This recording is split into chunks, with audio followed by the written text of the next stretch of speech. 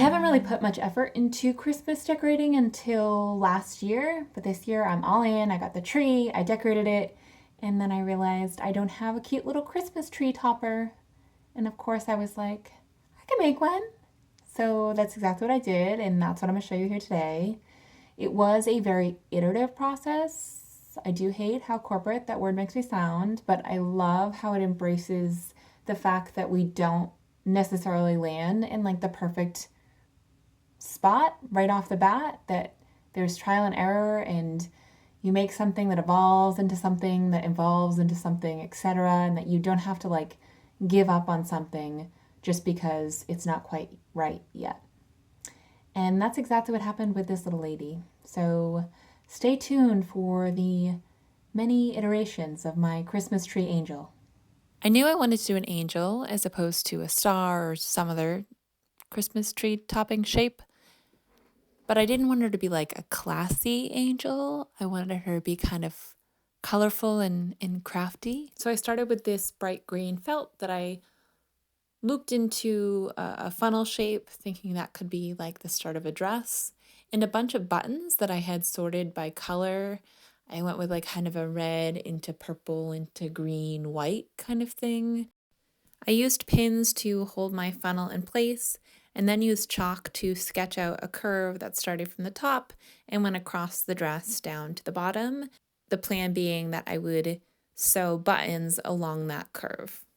To attach my buttons, I'm using embroidery floss. I find it to be a lot stronger and easier to hand sew with than all-purpose sewing machine thread. Embroidery floss comes with 6 mini threads all twisted together.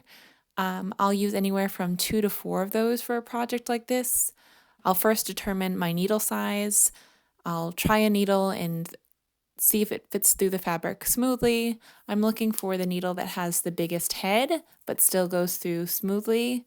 A bigger head allows me to use a thicker piece of embroidery floss. I grabbed a second piece of felt in a contrast color and pinned that to the first to add a little bit more structure to it. This wouldn't be necessary if you had thicker felt, but mine is stupid and thin. I then hand sewed each button on. I stopped throughout and was thoughtful about where exactly I wanted the buttons to fall so that it was like a nice flowy feel. I loved this process, very meditative and calming, but also creative. 10 out of 10.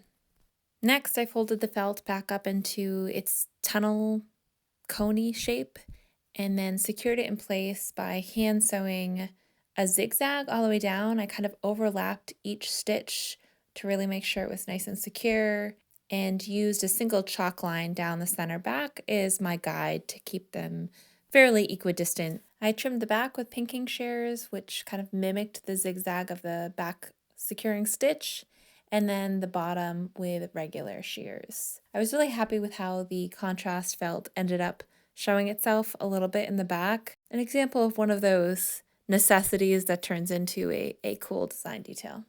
This fabric has been around since 2016 when it was purchased for my whimsical garden kind of kitsch wedding dress.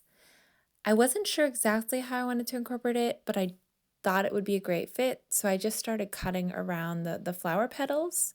I then had the idea that the salvage of the fabric, which is essentially just like a cream-colored tulle, could be gathered and used as a trim at the edge of the skirt. So I cut 2 equal width rectangles and gathered both of them down the middle. I then pinned and top stitched them to my buttoned skirt. And now it's time for the angel wings, the most iterative part of this iterative process. I had this brilliant idea to use pipe cleaners as a kind of boning of a wing and sew them within some fabric. But the fabric that I liked color-wise with my angel was a stretch knit. That might have been the root of the issue. Maybe if I had spent more time making it really neat, I'd be happier with them in the end. But I think that knit quickly becomes sloppy looking. But I liked the color with the green a lot. And I'm really trying to work through my stash here, not just buy new fabric for a freaking Christmas tree angel. I decided to move on to the head. I started with a circle of batting and put a bit of filling in the middle, then stuffed that up my skirt and out the top. I used embroidery floss to add some ill-advised eyebrows and eyes. I figured my floral sheer fabric could make a nice hair/headpiece, so I sewed that in place by hand, again using embroidery floss. At this point, I was pretty disappointed with the overall effect. I feel like I started so high with the button dress and it just went downhill from there. With a little bit of space, I had the idea of replacing the wings with like wired wings to add some lightness back to the whole thing. Now, I have little to no experience doing any kind of jewelry wiring work, so you're not going to see a ton of footage of it here because I can't imagine it's all that helpful to anybody, and it is certainly not a recommendation, but this is how I did it. I twisted two pieces together and then made like a big wing shape, and then again twisted two pieces together and made a smaller inner wing shape, and then kind of twisted that all together, repeated that for the other side, and messily twisted all that together in the middle, and then used embroidery floss again to sew it to the back of my angel. Despite how clumsy the process was, I am really happy with how the wings turned out. I took out the eyes and eyebrows because I knew that wasn't working for me, but the face was still just like off. It needed something else.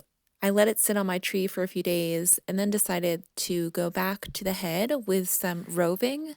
Roving is wool before it's been twisted into yarn, so it's like fluffy cotton ball kind of, and you can punch it into typically other wool and it kind of like felts together. Although my head is cotton batting, it actually took to the roving all right. Maybe it wouldn't be structurally sound for a sweater, but for this purpose, it worked out pretty well. And now she feels complete.